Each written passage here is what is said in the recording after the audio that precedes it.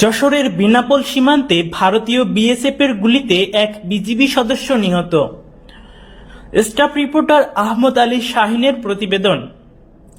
যশোরের বেনাপোল ধান্যখোলা সীমান্ত এলাকায় ভারতীয় সীমান্তরক্ষী বাহিনী বিএসএফের গুলিতে রইস উদ্দিন নামে এক বিজিবি সদস্য নিহত হয়েছে।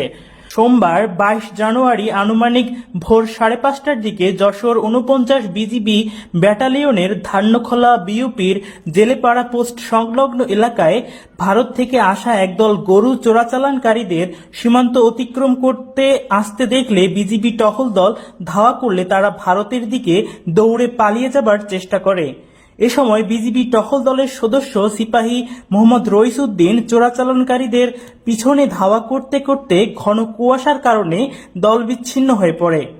প্রাথমিকভাবে তাকে খুঁজে পাওয়া না গেলেও পরবর্তীতে বিভিন্ন মাধ্যমে জানা যায় সে বিএসএফের গুলিতে আহত হয়ে ভারতের বনগাঁ হাসপাতালে চিকিৎসাধীন অবস্থায় মারা যায়।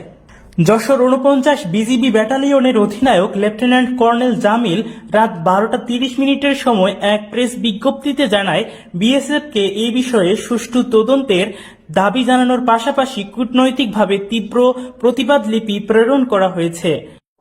অনিল কুমার, ডেস্ক নিউজ, বাংলা খবর বিডি।